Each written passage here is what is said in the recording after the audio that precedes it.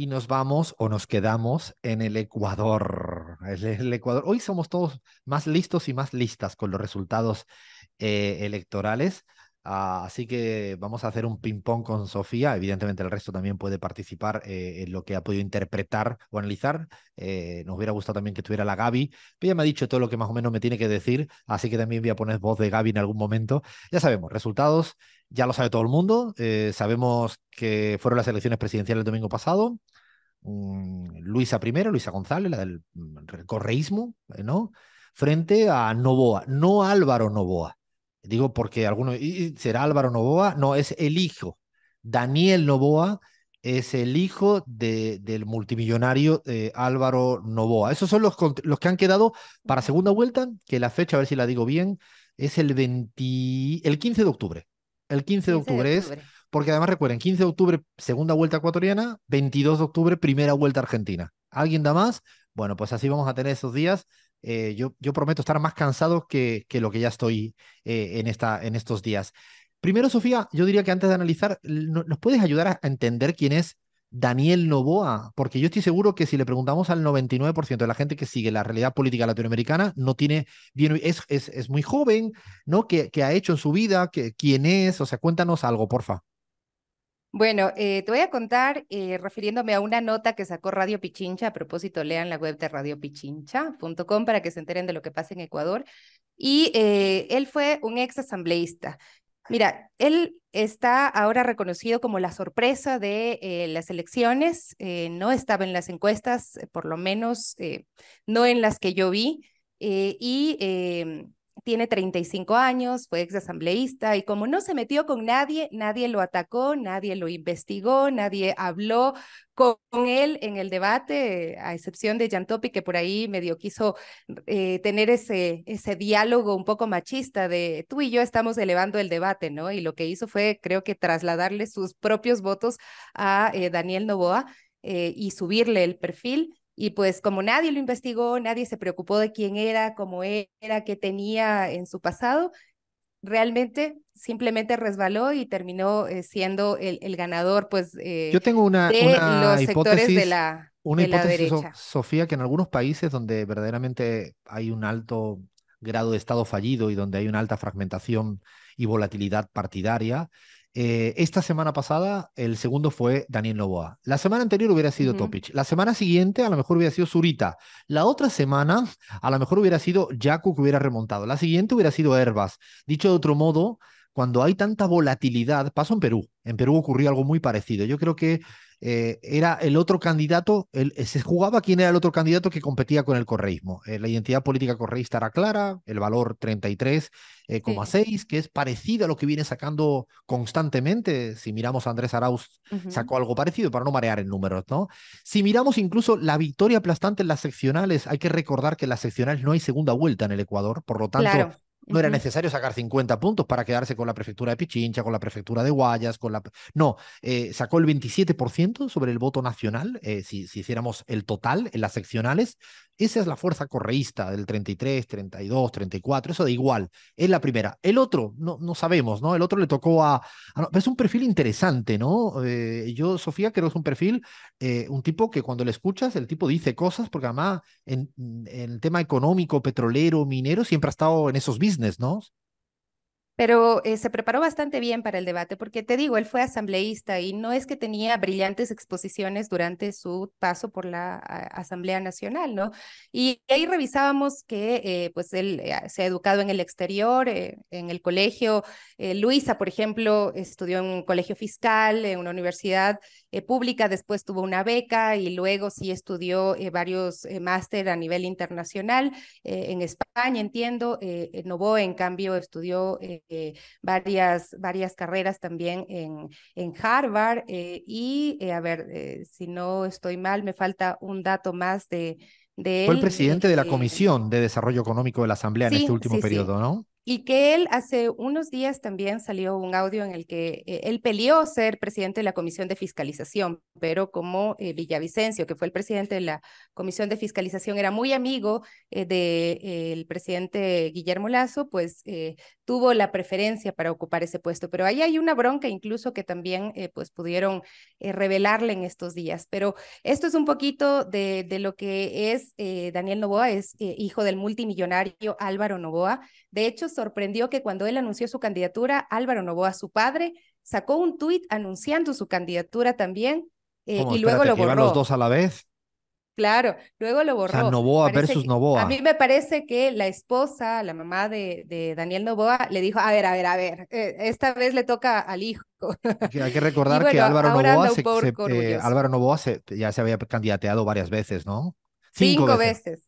Sí, Bueno, sí, a la sí. sexta con el hijo fue la vencida, al menos para pasar a Sí, segunda vuelta, ¿no? pero mira, que hay un dato interesante que por eso digo, nadie se fijó mucho en Daniel Noboa, y es que Daniel Noboa en esta oportunidad participa en las elecciones con el partido del hermano y del primo del expresidente Lenín Moreno, que es una cosa que creo que nadie leyó eso, nadie se dio cuenta de lo que estaba haciendo, porque el único partido consolidado, por lo que estamos viendo en este momento, es el Partido de la Revolución Ciudadana. El resto han alquilado partidos y así tal cual han alquilado partidos para presentarse a las elecciones. De hecho, Sofía, te diría que incluso las primeras proyecciones que nosotros hemos podido incluso hacer en CELAG sobre la composición de la Asamblea, Noboa se va a quedar con una bancada absolutamente débil, cosa que ya le pasó a Lasso en su momento. Es decir, la También, así Revolución es. Ciudadana sigue teniendo la mayoría, ¿no? Del 50. 50, que la otra vez se quedó con 49, con lo cual está casi en el mismo valor, y en el cambio de Noboa se queda con una otra vez muy fragmentada la composición de la Asamblea. Para mí hay otros datos interesantes en términos electorales es Yacu Pérez, ¿no? Es el candidato indígena dejó de estar avalado por las bases indígenas, electoralmente hablando, con lo cual es un gran dato digo porque traicionó los principios de la gran base social electoral que tiene. Para mí esto implica que el rol de Leonidas Iza hacia adelante va a ser determinante, pues se queda como la gran Sí, única sí, sí. figura, presidente de la CONAIE, que lo hemos tenido aquí en la pizarra. Me parece que es interesante también cuánto exageramos a Jan Topic. Yo creo que eso a mí es una lección magistral que me queda en el análisis electoral. ¿La gente le importa la inseguridad? Evidentemente sí, pero a la gente también le importa otras cuestiones de la cotidianidad. Lo digo por no caer en los marcos dominantes de los medios de comunicación de la derecha y conservador. No Y digo otra con cosa que esto, se ha dicho, sí, sí, dime. Alfredo, otra cosa que se ha dicho es que un poco Daniel Noboa rompe ese conflicto, ese correísmo, anticorreísmo, que un poco también aparentemente le molesta a un sector de la población, no a todo, porque el voto, por ejemplo, de Fernando Villavicencio, de Cristian Zurita, es un voto de odio también en contra de la Revolución Ciudadana, es un voto pésame también, un voto de luto, de solidaridad con el partido, bueno, no sé si cuál partido, porque no hay partido de Fernando Villavicencio, eso no existe, Claro, pero es con pero esa sí con identidad del Fernando odio contra Villavicencio, contra el correísmo. exactamente. Yo creo que dices algo fundamental, Sofía, que yo creo que es bastante diferente a lo que pasó en el 21, salvo que cambien hacia adelante las cosas. Por ahora, cuando escuchas a Novoa, incluso hace pocos días también lo dijo Rafael Correa en una entrevista con Orlando Pérez en Radio Pichincha, y es que no es un anticorreísta declarado, Novoa. Es más, él incluso ha presumido durante la campaña de haber apoyado las amnistías de Paola Pavón y Virgilia Hernández y haberla votado a favor, cosa que es cierto. Incluso yo creo que en la rueda de prensa del día que le fueron buenos resultados, el domingo, él intenta evitar el marco correísta, anticorreísta. Se da cuenta que le es más rentable ser antilazo que ser anticorrea. Creo que eso es un cambio cualitativo Sí, en términos estratégicos que hay que considerarlo. Yo no es soy de los que... interesante.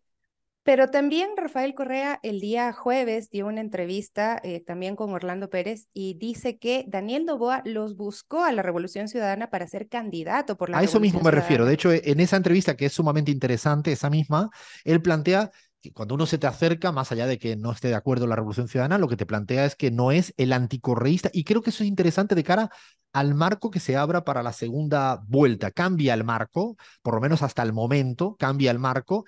Y Novoa va a intentar trabajar en otros términos. Me parece a mí que que yo creo que a veces estamos, he escuchado, ¿no, Sofía? Un exceso de paralelismo entre el 21 y el 23. Cuido que cambiaron el contexto. El contexto es, el correísmo tiene mucho más poder institucional, tiene prefecturas y capitales que no tenían el 21. Luisa tiene un perfil biográfico diferente al de Andrés Arauz, aunque Andrés le acompañe en la fórmula. Novoa es diferente a Lasso, no solo en generación, sino en puesta en escena y hasta en términos programáticos. O sea, cambia el escenario, digo, para evitar el paralelismo, a veces maniqueo, de que todo es igual a todo, ¿no? Pero yo creo que sí hay que apuntar también algunos datos que también tienen que ver con lo que tú dices, ¿no? ¿Qué ha pasado en el escenario y en el mapa electoral cuando vemos que la Revolución Ciudadana gana en la Amazonía, en los lugares donde hay presencia indígena, que se los disputa con Daniel Noboa?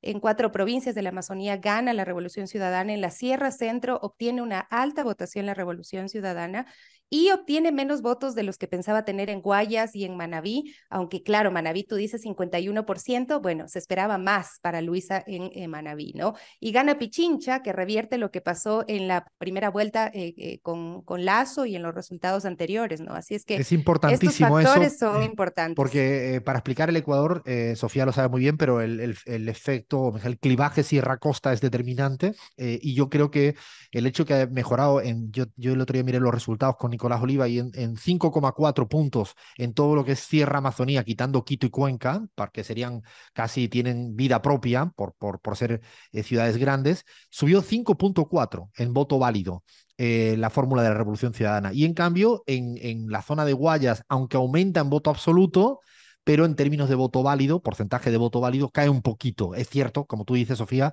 que los valores de Manabí y de Guayas ya eran muy altos, pero eso explica un poco cómo yo diría que también la base social electoral indígena no es como en el 21, que se fue a votar a Yacu o votó nulo. Yo creo que eso es interesante como fenómeno hacia adelante. Hay Y un tú dato, anotabas sí. un dato importante que es la participación en estas elecciones, que es la más alta a pesar de que temíamos que no vayan a las urnas por la violencia. Ese dato es clave porque es 82,26, que en primera vuelta es el más alto de los últimos 20 años. No, no es que sea exageradamente más alta, pero al menos que ya se sostuvieran esos valores, a pesar del miedo que teníamos el sábado pasado, Sofía, me parece que también dice un poco del orgullo que hay que tener en la ciudadanía ecuatoriana, que fue a votar, no quiso darle la Claro. espalda, fue a votar y fue a votar además con otra vez la Revolución Ciudadana como primera gran fuerza político-electoral, ¿no? Te decían no lleves bolsos, te revisaban la cartera al entrar a los centros electorales, te decían no lleves niños, de alguna forma preparándote para lo peor, y aún así la gente fue, y eso es importante. Y la gente decepcionada con el tema del voto telemático, el voto en el exterior, que también han pedido al Consejo Nacional Electoral que se repitan las elecciones en el exterior, porque o sea, por lo menos los ecuatorianos en el exterior sienten que le robaron las elecciones. Y bueno, de ahí los partidos políticos se han pronunciado. La Revolución Ciudadana ha sido la que históricamente en los últimos procesos electorales ha tenido mayor presencia en el exterior y además representación con el número de asambleístas que ha ganado. En esta oportunidad, el padrón electoral de los migrantes es como 400,000. Solamente se pudieron inscribir 130,000 y de esos 130,000 no votaron ni 60,000 porque no pudieron hacerlo, no porque no quisieron, sino porque no pudieron hacerlo. En esto, Sofía, yo siempre planteo que si uno lo explica sin ninguna intencionalidad, es pura ineficiencia, una más del señor Lasso y su ejecutivo. Y si lo quieres mirar en sentido intencional, pues efectivamente es violarle los derechos a toda la comunidad migrante ecuatoriana que hay en el exterior. Se mire como se mire, se lo dejamos a que cada quien interprete, es nefasto para la democracia ecuatoriana. A partir de ahora, yo creo que todo el mundo empieza a... Es muy interesante, y esto también para terminar, cómo Novoa y creo que la propia Luisa en esto van a coincidir. Estamos hablando de una persona de 36 años y de 45 años, o sea, es una generación nueva también en la política. Ambos creo que van a rehuir a esta idea de acordar con siglas de otros partidos. Se dieron cuenta que no valen para nada, que no suman un voto. Si empiezan a decir me va a sumar tanto, me va a sumar lo otro, me va a dar otra sigla. Yo creo que tanto Novoa, que le apretaron mucho en la rueda de prensa, dijo, yo no, no, yo hablaré con quien sea, pero no quiero que me manchen, ¿no? Casi. Y Luisa, efectivamente, creo que ha dejado clara desde el primer minuto que lo que quiere es tener mayor apoyo electoral, que además es entendible. La primera vuelta es el voto más fuerte correísta y a partir de ahora veremos, ¿no? El outsider siempre lleva ventaja, más aún cuando los medios de comunicación lo han convertido en una especie de Peña Nieto en este momento, han sacado reportajes de cómo es la esposa, de qué tan rubia es, que está embarazada en este momento, entonces es una telenovela y sí, se muestra mucho ese aspiracional también de los jóvenes, de la gente que espera poder llegar a ser multimillonario, ¿no? O sea, yo lo he visto también como un tema muy complejo de tratar, porque, por ejemplo, en esta nota que te decía que sacamos de Radio Pichincha, el titular era Luisa González, Daniel Noboa, qué distintos los dos, y empezaba narrando que Luisa estudió en un colegio fiscal y el otro señor en un colegio de millonarios, y empezaron a decir que acomplejados, los típicos comentarios, y claro, luego ves en el canal nacional más grande que sacan una fotografía hermosísima de la esposa de Novoa como un actor principal de la campaña,